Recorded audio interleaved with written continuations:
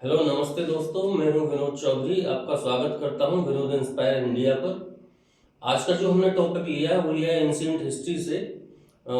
तो हिस्ट्री के हम जो स्टार्टिंग करते हैं तो इतिहास एक शब्द आता है।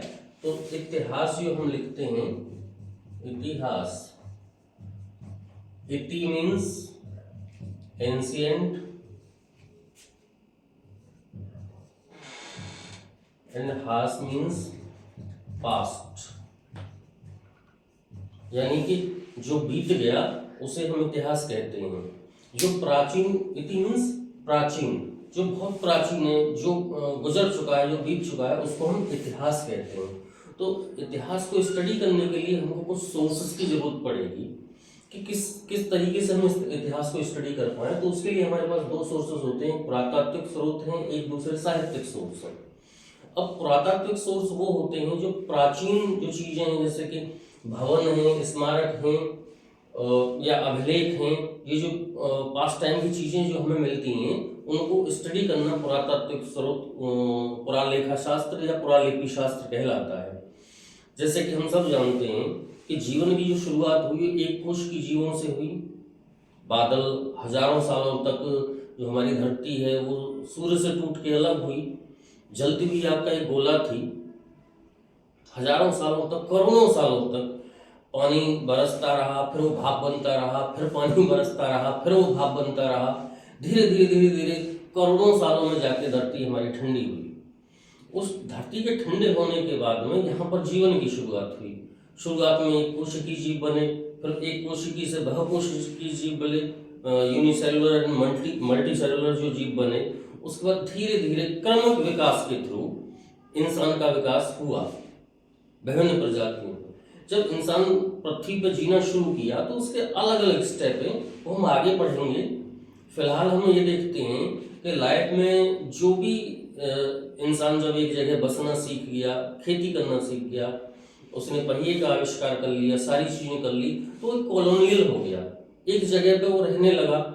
जब रहने लगा तो वो उस समय किस तरीके से रहा करता था, क्या करता था, क्या खाता था, कैसे शिकार करता था, उस समय की व्यवस्थाएं क्या होती थी। तो हम इन सब चीज़ों के लिए स्टडी करने के लिए जिन सोर्सों की हमको जरूरत होती है वो दो तरह के सोर्स होते हैं, पुरातात्विक सोर्स और दूसरे साहित्यिक सोर्स।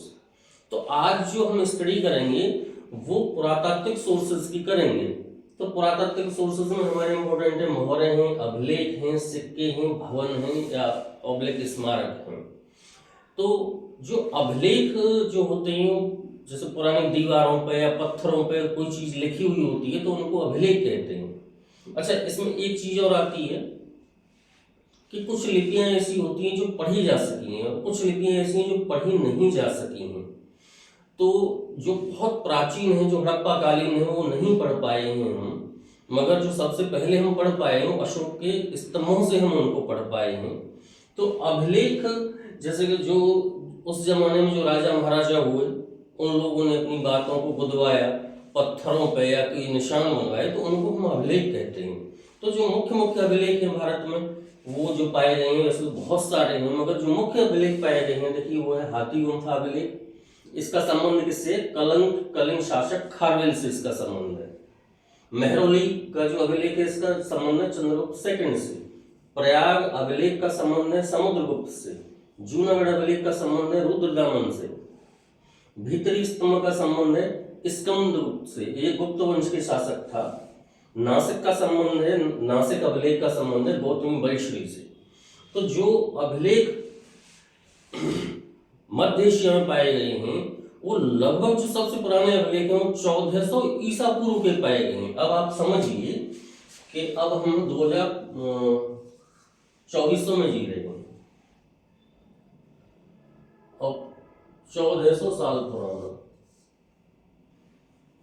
2024। अब आइए देखिए 4, 2, 4, 3, यानी कि लगभग 3500 साल पुराने अभिलेख जो हैं वो बोगसगई नाम के स्थान पर पाए गए हैं, मगर जो वो पढ़े नहीं जा सके। उसमें इंद्र, वरुण, मित्र, नासक आदि देवताओं के नाम हमें मिलते हैं। जो इंडिया में जो पाए गए हैं सबसे पुराने अभिलेख हड़प्पा शासन काल के हैं, मगर उनको पढ़ा नहीं जा सका है। जो पढ़े जा सके हैं वो अशोक के स्तंभ के समय के हैं। अब आइए दूसरी चीज की तरफ चलते हैं, मोहरे। भारत में जो सबसे प्राचीन, जैसे कि बहुत सारी आपने देखा होगा कि किसी टीले की खुदाई के समय मोहरे मिली या सिक्के मिले, तो उस जमाने के कहीं पे गढ़े हुए रह गए होंगे, तो वो चीजें जो मिलती हैं जिनको एएसआई प्रिजर्व करता है, तो मोहरे जो सबसे प्राचीन मिली हैं इंडिया में वो हड़प्पा के टाइम की मिली हैं, मगर बहुत ज्यादा उनको पढ़ा नहीं जा सका है। ये वर्गाकार भी होती थी, आयताकार भी होती थी, बेलनाकार भी होती थी। तो सबसे जो पुरानी मोहरें हैं वो गुप्त वंश की जो मिली हैं वो नालंदा और वैशाली के आसपास इंडिया में मिली हैं। और गुप्त वंश में सबसे पहले जो मोहरें बनाई जाती थी वो मिट्टी की बनाई जाती थी, उसके बाद सोने की बनाई जाने लगी। अब आप थर्ड देखिए, सिक्के। जो सिक्कों का जो अध्ययन है उसको हम न्यूमेटिक्स कहते हैं। तो जो प्राचीन सिक्के मिले हैं भारत में वो 5वीं या 6ठी शताब्दी ईसा पूर्व के हैं। समझ लीजिए कितने पुराने सिक्के मिले हैं, कब से इंसान सिक्कों का इस्तेमाल करता है। देखो सिक्कों की आखिर जरूरत पड़ती क्या है। जब इंसान धरती पर आया उसने एक दूसरे से व्यापार करने के लिए किसी चीज की तो जरूरत थी, तो कोई ना कोई मुद्रा का विकास करना जरूरी था। तो मुद्रा के विकास के समय, उस समय जैसे आज के नोट चलते हैं, कागज के नोट चलते हैं, या लेटेस्ट अब तो मोबाइल फोन से या जो भी चेक वगैरह है, पहले ऐसा नहीं था। पहले सिक्के चलते थे, तो सिक्के ज्यादातर बनाए जाते थे चांदी के, तांबे के, या बाद में सोने के बनाए जाने लगे। तो जो सबसे पुराने सिक्के इंडिया में मिलते हैं वो 5वीं या 6ठी ईसा पूर्व के हैं। उनको प्राकृत या पंचमार्क कहा जाता था, आसक्त या पंचमार्क कहा जाता था।